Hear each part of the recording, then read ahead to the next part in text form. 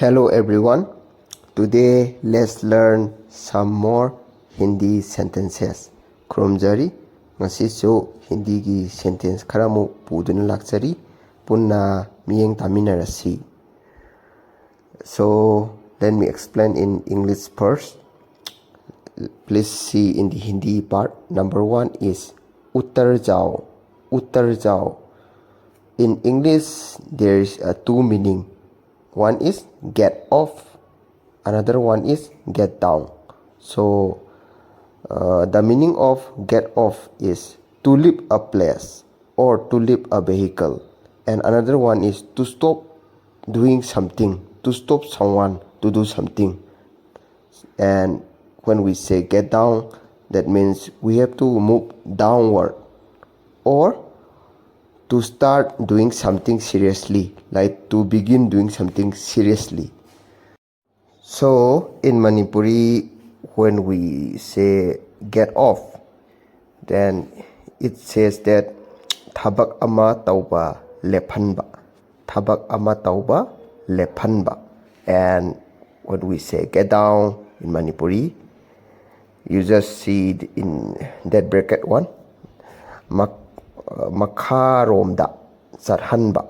Like it has two meaning. One is when we say get down, it has two meaning. One is makharomda sarhanba, and another one is thabak amada pukning sangna mai amu onsinba. Thabak amada pukning sangna mai amu onsinba. Number 2 is nikal jao. Nikal jao. In English, get out. Get out. In Manipuri, mapanda thokro. Mapanda thokro. Number 3, ye mujhe do. Ye mujhe do. In English, give it to me. Give it to me. In Manipuri, masi engonda pibiyu. Masi engonda pibiyu.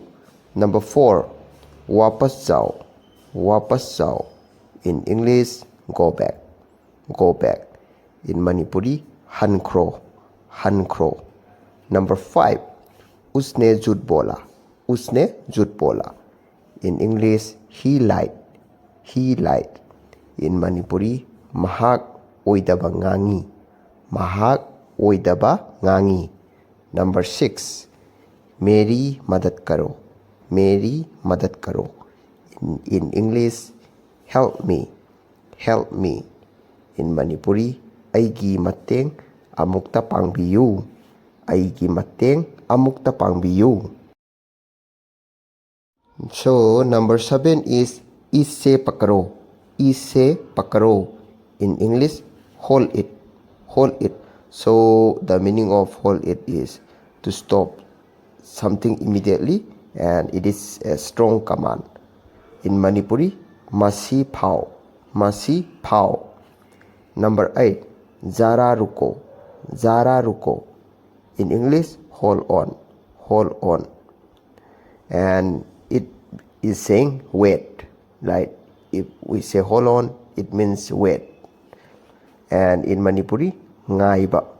Ngaiba, we say ngaiba, means wait. Number 9, kitna bara hai. Kitna bara hai. So in English, how big is it? How big is it? In Manipuri, kayada saukraba. Kayada saukraba. Number 10, kitne dukh ki baat hai. Kitne dukh ki baat hai. In English, how sad. How sad. In Manipuri, kayada nungaitraba. Kayada nungaitraba. So this time I will explain again in Manipuri language. Hauzik ay maitelonda mo artha se hanjarage Hindi gi mapade yengo. Ahanbada hari se uttar jao. Uttar jao. English ta magi artha se ani lai. Get off. Get off haibamga. Get down. Get down haibamga. Get off hairagadi sida haise to leave a place or vehicle haibadi mafam amada nataga gari tonga chu madugi poto akoina chatkhro haibadune thadokro kaina haibadune bako mana le mafam dei thadokro natina mana gari do tonga masu gari de kumdagro kaina haibadune bako aduga ma se to stop some makhada ise to stop doing something haidi karigumba thaba ma taromba se lephan baduni ko aduga get down hairagana to move downward haragadi makharom da chalhan bai tare ko amana kaino get down haragadi get down arthani lai amana to start doing something seriously masi hairagadi akoina thabak amasi yamna thawai yauna tawbuduni ko soiba yade hairaga tawbuduni ko so manipuri de mung yengo akoigi get off hairagadi thabak ama tawba lephanba aduga get down hairagana akoina bracket na koli duda ire ko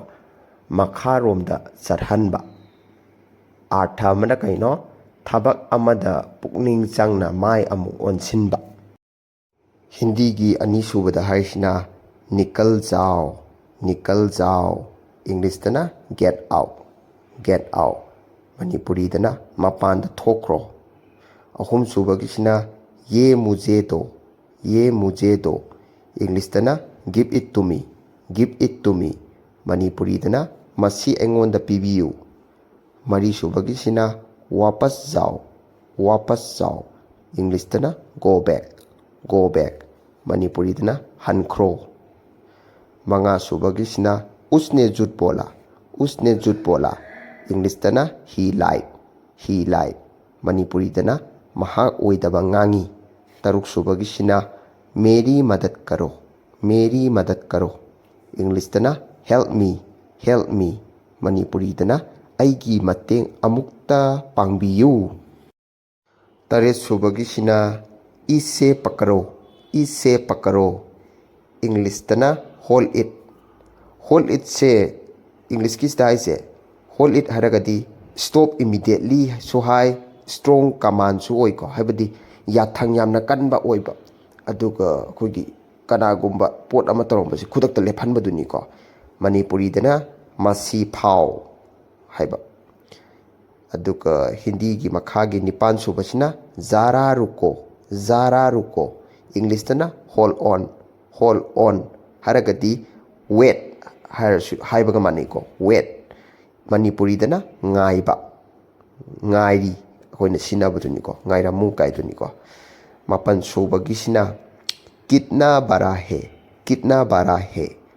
sisa exclamatory mark happy ko khogi yamna ngakpa duni ko english tana how big is it